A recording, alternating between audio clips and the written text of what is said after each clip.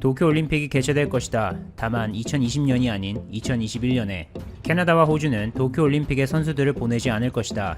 도쿄올림픽 연기가 가까워진다. 캐나다가 선수들을 빼면서 앞서 본 것처럼 도쿄올림픽 연기에 관련하여 외신들의 보도가 끊이질 않고 있습니다.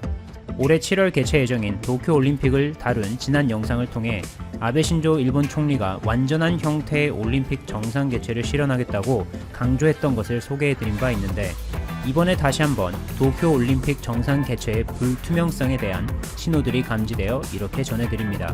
먼저 지난 일요일 IOC가 발표한 입장을 살펴보면 도쿄올림픽 조직위원회와 일본 당국의 협력을 바탕으로 끊임없이 변하고 있는 세계 보건 상황을 고려하여 약 4개월 후 개최 예정이던 도쿄 2020 올림픽에 대한 논의를 시작하는데, 이번에는 올림픽 연기 시나리오를 포함하여 세부적으로 논의할 것이며 앞으로 4주 안에 그 결과가 나올 것이라 밝혔습니다. 또한 이번 논의에서는 올림픽 취소가 의제는 아니라며 도쿄 올림픽이 취소되지는 않을 것이라는 입장을 밝히기도 하였습니다.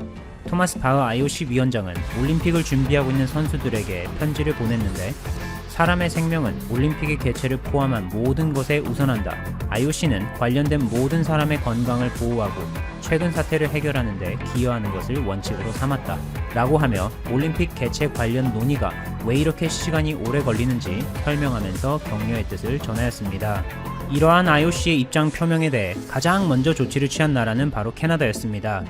지난 일요일 IOC의 발표 후 캐나다 올림픽위원회와 패럴림픽위원회가 성명을 내고 국제올림픽위원회, 국제패럴림픽위원회, 그리고 세계보건기구에 도쿄올림픽 및 패럴림픽을 1년 연기할 것을 긴급하게 요청하면서 만약 연기 없이 예정대로 개최된다면 캐나다는 선수들을 보내지 않겠다고 강경한 입장을 표명하였습니다. 이어서 호주 역시 캐나다와 같은 입장을 밝히며 IOC와 일본에 한층 압박을 더하였습니다. 이뿐만이 아닙니다. 영국의 육상선수 출신이자 자격까지 받은 국제육상경기연맹 회장 세바스찬 코는 토마스 바흐 위원장에게 편지를 보내면서 올림픽을 예정대로 7월에 개최하고자 하는 것은 실현 가능하지도 않고 바람직하지도 않다라고 언급하였고, 브라질과 슬로베니아 올림픽위원회 역시 올림픽을 2021년으로 연기할 것, 노르웨이 올림픽위원회도 이번 사태가 잡히지 않으면 선수들을 올림픽에 보내고 싶지 않다는 등의 세계 각국에서 IOC와 일본을 향해 도쿄올림픽을 연기할 것을 촉구하고 있습니다. 이에 대해 아베 신조 일본 총리는 참의원 예산위원회에서 만약 완전한 형태의 올림픽 실현이 곤란하다면 운동선수들의 건강을 최우선으로 생각하여 올림픽 연기를 검토하지 않을 수 없다고 말하면서 처음으로 도쿄올림픽 연기를 검토해보겠다는 뜻을 밝혔습니다.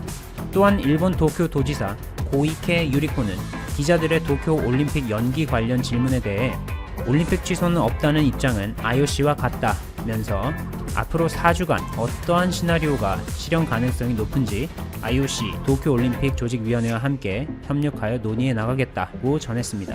또한 완전한 형태의 올림픽이 곤란한 경우 연기를 검토할 수도 있다는 아베 총리의 의견에 자신도 같은 입장이라고 밝히기도 하였습니다. 참고로 일본은 지금까지 공식적으로 이번 도쿄올림픽을 위해 12.6 빌리언 달러, 하나로 약 15조 9,579억 원을 사용하고 있다고 하는데, 만약 도쿄올림픽이 연기된다면 추가로 더 많은 비용이 발생하게 되어 경제 측면에서도 상당한 어려움이 따를 것으로 보입니다.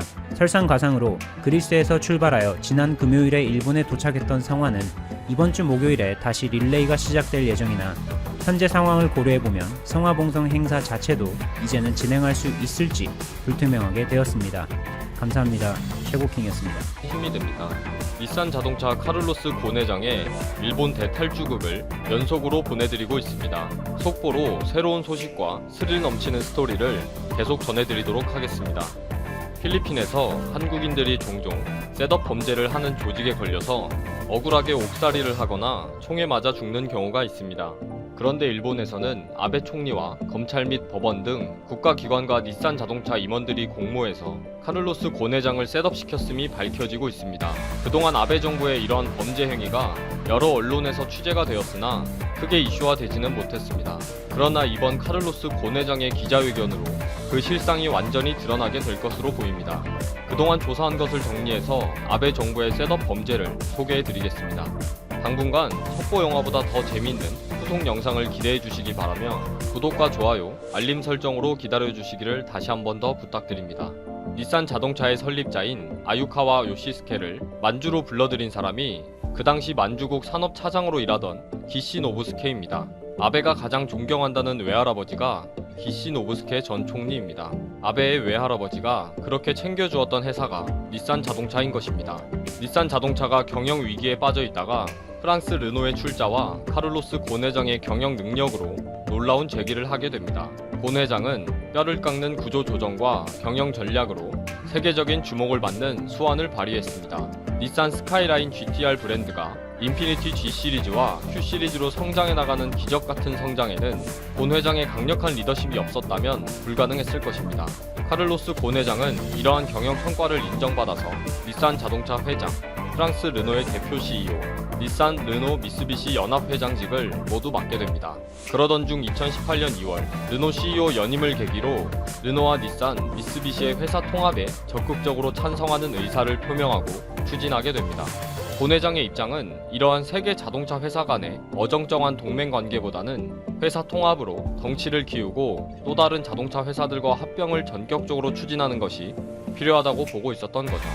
그러다 2018년 3월 미국 경제지에 닛산과 르노가 합병하기로 했다 라고 대서특필되었고, 이 기사를 계기로 일본은 난리가 났습니다. 닛산 자동차가 프랑스 르노에게 넘어가게 생겼다 라는 단순한 구호가 경제계와 정계를 불안하게 했고, 무조건 통합 저지를 목표로 정말 하지 말았어야 했던 일본 국가 차원의 공작, 셋업 범죄를 진행하게 됩니다.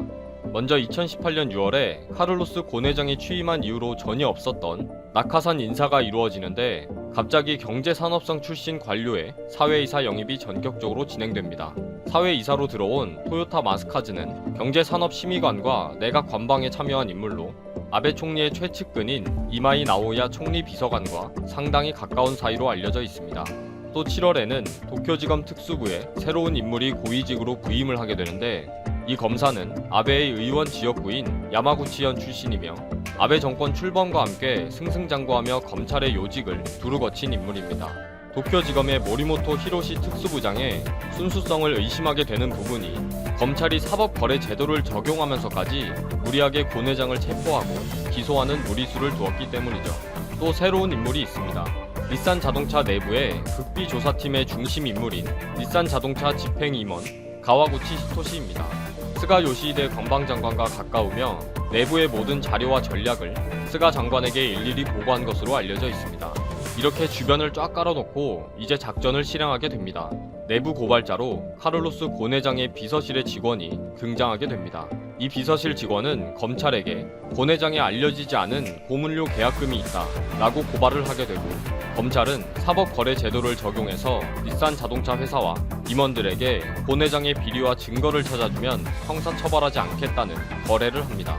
이때 미리 준비되어 있던 극비조사팀이 그동안 모아두었던 곤 회장의 회계 자료를 검찰에 제공하게 되고, 검찰은 곤 회장을 임원 보수를 속였다라고 보고 회사법을 적용해 하네다 공항에서 체포하게 된 거죠.